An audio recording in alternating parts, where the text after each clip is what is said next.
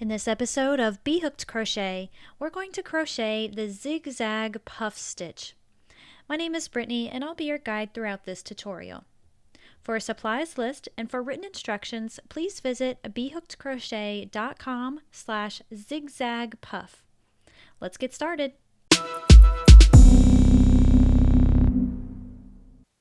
The Zig Zag puff stitch, or the slanted puff as it's sometimes referred to, it works in a multiple of 3 plus 3. So that means you need to create a foundation chain that's a multiple of 3 and then add 3 chains to the end of that.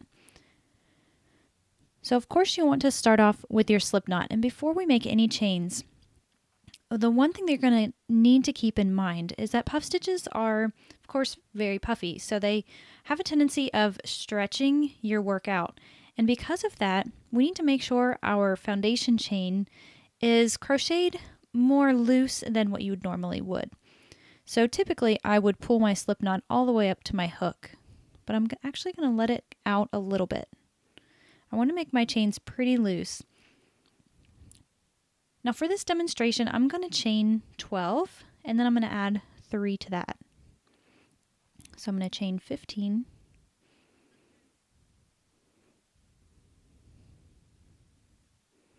I encourage you to make a swatch of this before you actually dive into a project. That way you can get your tension and all of that stuff squared away. So once you have your foundation chain, if you're working alongside of me, I have 15 chains here. I'm going to skip 2 chains. That's going to act as a half double crochet. Then I'm going to skip the third one. That's just going to be an open chain for now. I want to find that 4th chain and work a double crochet into it.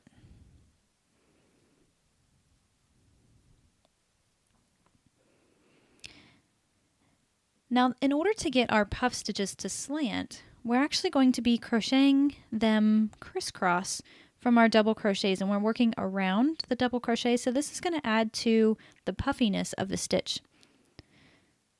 So point your attention to the chain that we skipped. So it's actually the 3rd chain. It's a little bit different on this edge here because we're just starting out, but find that chain that's right next to your double crochet, and we're going to work a puff stitch into that chain. So when you insert your hook into the chain, you'll come just right back out the other side, and then you can yarn over, pull up a loop, and then pull that up real far. This is going to be the height of your puff stitch, and so you want them to be uniform. Then you'll yarn over, insert your hook into that same chain, and pull up a loop. Do the same thing where you pull it up real nice and far, and then do that one more time. So puff stitches can come in any variety, honestly. Depends on the yarn that you're using. So I'm using a bulky weight roving style yarn. So this yarn is naturally very fluffy, so I don't have to create as big of a puff stitch. What I have here is a puff stitch with 7 loops, and that's okay for this yarn, but if you're working with a worsted weight yarn, I would recommend going one more time. So yarn over, insert your hook in the stitch, and do so until you have 9 loops on your hook. That's going to give you a better shape for your puff stitch. So once you have your puff stitch the size that you want it, you'll yarn over, pull through all the loops on your hook, and then you'll chain 1 to secure it. Now that chain 1 doesn't really count as a stitch. It's actually part of the puff stitch in order to seal everything up. But these are important because we're going to be working stitches into them later. Next we want to skip the next chain and then work a double crochet into the next.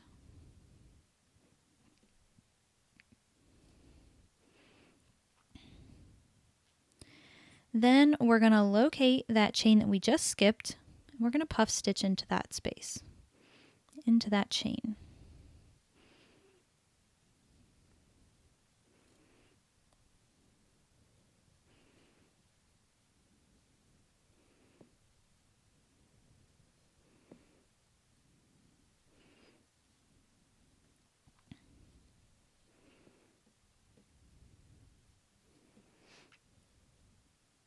Now you'll skip the next chain, double crochet into the next, and at this point we found our repeat. So we're just going to repeat this until we get to the end of the row.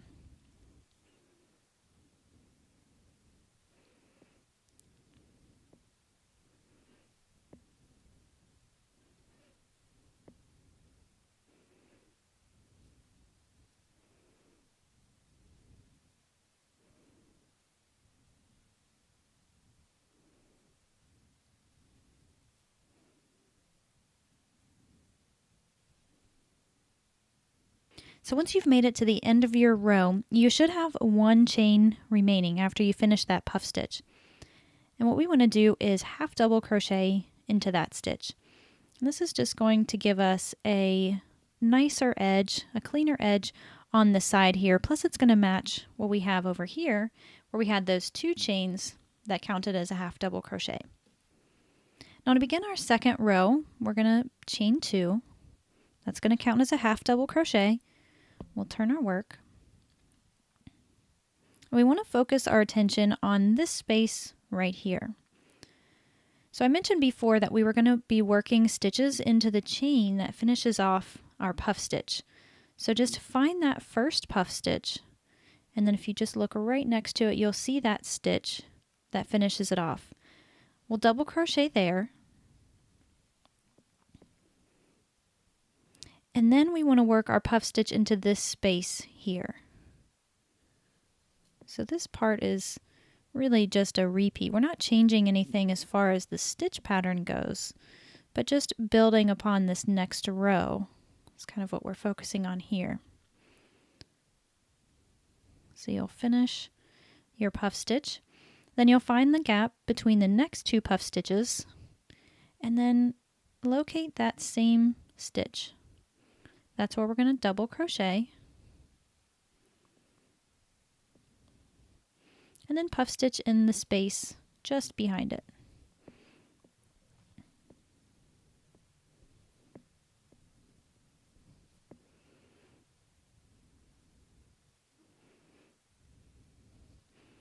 And you're just going to simply repeat that until you get to the end of your row.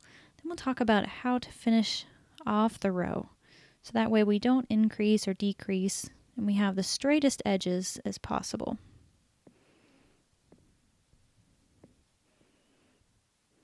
So once you've reached the end of your row, I've stopped here just a little bit short so I can show you where we're going to work our last puff stitch.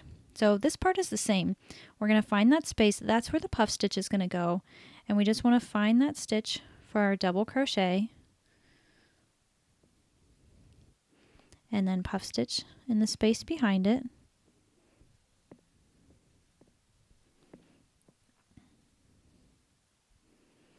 Chain 1 to finish it off. Now if we were to just stop here, as you can see, we wouldn't have straight edges.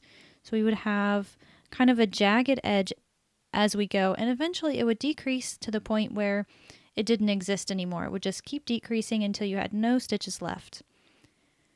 The reason for that is because we're offsetting our puff stitches. So rather than working on top of each other like we would traditionally, we're working in between. And in order to make things as easy as possible to keep the same pattern repeat, what we need to do to finish off this row is find our turning chain, which I have right here.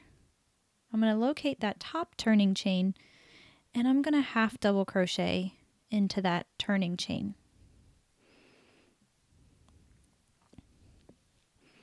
Now that is going to make sure that we have straight edges as we work back and forth, but we're also not decreasing or increasing our number of stitches. So one thing that you want to keep in mind as you're working up your project, if you're having problems with the edges, just pay attention to how many puff stitches you have. So you can see we have 6 puff stitches in this little swatch. So on the first row we have 6 puff stitches. On the second row we have 6 too. If you have 5 or if you have 7, or if your number is off by 1, of course you're increasing or decreasing. So to proceed with row 3, it's exactly the same. You're just going to chain 2, turn your work, and you're going to point your attention to this space here. That's where we're going to make the first puff stitch, and then we'll double crochet right here.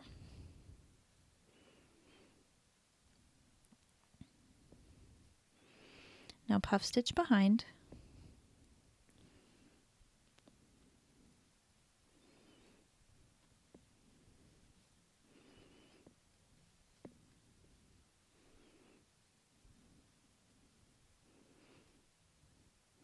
Now as you can see, since we have that extra row, we've sort of filled in that little gap, and so it's going to look a little better. So you're just going to repeat this simple 1-row repeat until your project reaches the desired length. And just one other little piece of advice about puff stitches. So puff stitches are beautiful, but they have a tendency to be kind of a pain. Because of the nature of how they're worked, how we're pulling up our strands in order to create the puff, if you have any variability in how far you pull them up. So let me get to that space here. If on one round you're just pulling to here, or excuse me, if you're on one row, you're just pulling to here, then your puff stitch is going to be shorter. So wherever your hook ends is how tall your puff stitch is going to be.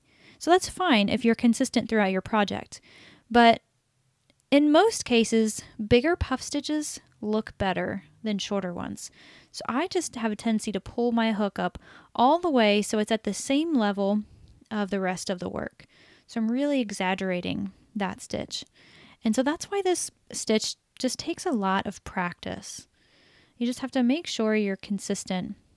The other thing with puff stitches is that they look better on the front side than they do the back side.